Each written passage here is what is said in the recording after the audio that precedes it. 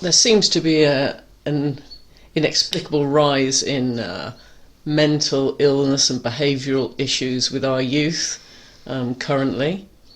Do you think any of this is linked to the demonic? These cluster events where there's mass happenings, mass harmings, this sort of thing. Yeah, absolutely, I do.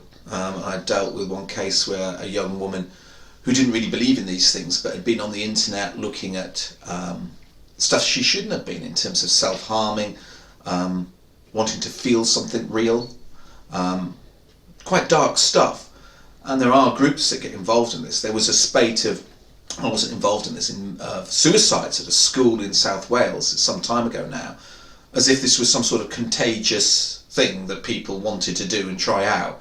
Well, it was clearly evil, and it involved evil spirits. I was also involved with what happened at Osbaston House. And you may remember that, people in the UK anyway. An awful episode where a man barricaded his house, Osbaston House, let the tyres down on the trailer that he parked, the horse box in front of the gates, to stop the emergency services coming in. And the place was burnt to the ground. Quite extraordinary. And he killed, murdered his family, his daughter, his wife, and committed suicide himself, having slaughtered all the animals. This particular place, though, had a history, and there were things that were going on there beforehand that opened a gateway to this. So I visited the house beforehand and then found out later that this is what occurred. The house has since been demolished and there's nothing but the foundations left. But the gateway there was something that had been happening before, where people had been involved in the occult practices and had left a gateway open, as it were, that then influenced this man. Does that mean anybody who moved into that house was going to suffer this? No, I don't believe that. There must have been other things going on in his life. He certainly wasn't protected through faith, that meant that whatever was there had more ability to get hold of him. So I have seen this at schools where people are reading certain literature, and I've had literature given to me that I've needed to read that has influenced people into some very dark behavioural traits. And there is a spirit sometimes with the literature itself that wants to rearrange your thought processes. So a lot of this is about making us think in a different way. God wants us to be holy. He wants us to be good. He gave us the Ten Commandments. For the life of us, we can't do it. And yet through his Spirit, we are enabled to be good, to be changed, to be redeemed and reformed, where we love and we care and we become more like Christ. But actually, naturally, left to our own devices, we don't do this. And it's our thought process. You'd have thought Satan would have just packed up his bags and given up with the arrival of Christ and the offering of everlasting life, of resurrection, and the cleansing and redeeming of our sins, of salvation. But he doesn't. He just needs to keep us away from that. And a lot of this is by reworking what is and what isn't sin. And if lots of people agree that something isn't sinful, does that mean it isn't? No. Numbers don't really count in this regard. It either is or it isn't. And if we believe what God has set down as what is sin and what isn't, and what he expects of us, that we'd love our neighbour as ourselves, there is no greater love than a man would die for his friend. If these are the kind of things we aspire to and believe are good, that we believe being down here on earth should constitute a desire for such things, for love to that degree, then let's embrace it, but let's embrace it all. Whereas actually, in the modern world, all of this gets twisted and turned and moved. And a lot of that is sexual stuff that is now said to be okay, whereas it wasn't before. Does that mean that we've become more enlightened, more benign? Well, I still see an awful lot of people starving on this planet and the destruction of the very environment we live in. So I wouldn't say we've got too far. And just because we haven't had mass world wars in the last sort of 50, 60 years, well, we can clearly see what's going on in Gaza and Ukraine, and the starvation, the destruction of the environment. We haven't really changed, and we still need redemption. But the trick is to believe that actually what is wicked is actually good, and what is good is wicked. And that's quite a neat little trick if you can achieve it, and Satan does, because we have more of an inclination in self-defense that if I did it, it was okay because I did it, or let's work it round. And this is a key point that I just want to touch on here, so I know I'm moving into a slightly different area, but I think it's important, that actually if we have a conscience and we know an act we're doing is wrong, but we enjoy doing it and want to continue doing it, guilt, the feeling of guilt, is something we don't particularly like. So what do you do with guilt? I remember a BBC interview, and it would be the BBC, wouldn't it? A BBC interviewer interviewing this gentleman who was a doctor or a psychologist, talking about, particularly a paediatric, a child psychologist, talking about the effect that absent mothers had on very young children.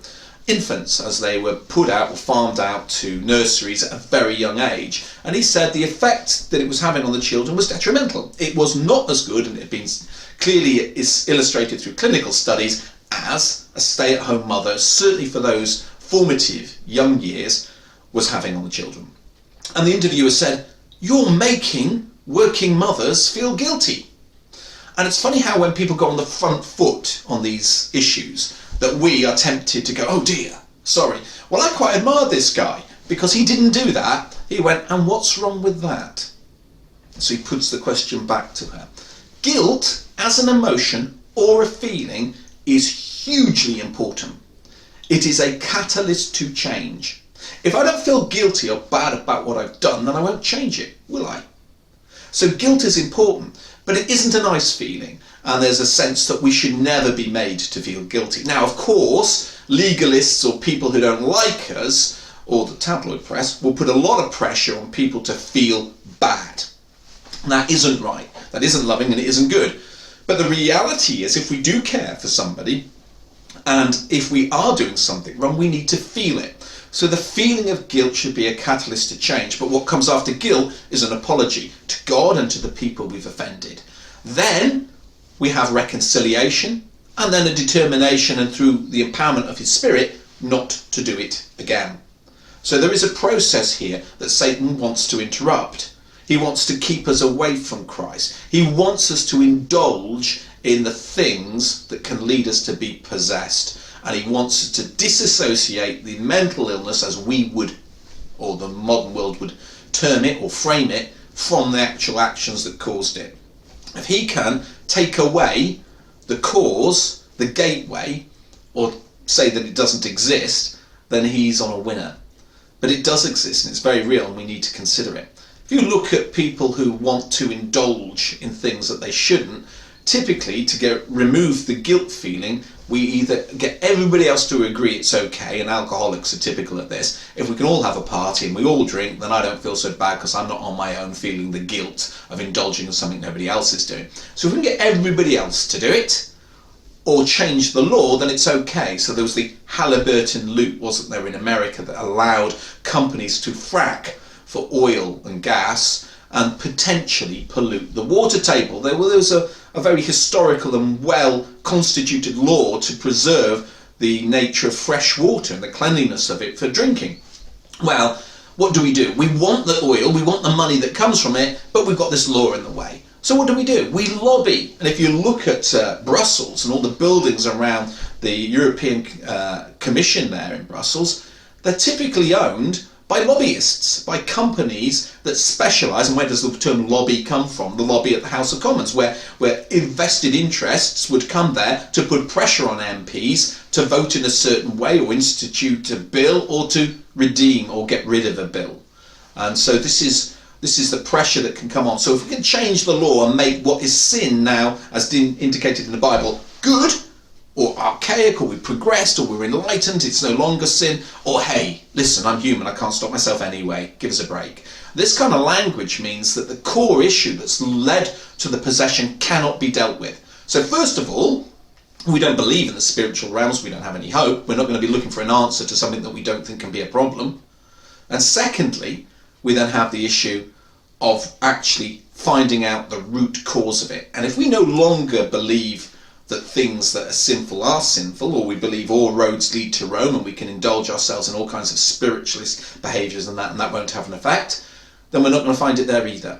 So it becomes quite a narrow little path, and we also need somebody who's willing to do the deliverance work and take the flak, because you need an intercessor, somebody who cares enough about the patient that they're going to get involved in something that can be quite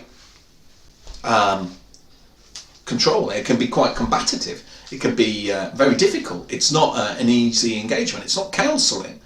It's really deliverance, and it's a much harder job. And so even though the film, the original film, The Exorcist, is quite dramatised, it's based on a true story. And I've seen things that are quite frightening. And so if you can get involved in releasing from somebody from something, the biggest challenge is, if they're still coherent, is actually telling them what it is and where it came from, and getting them to turn their back on it. Otherwise we have what Jesus calls the well-swept house. And 7 others come back.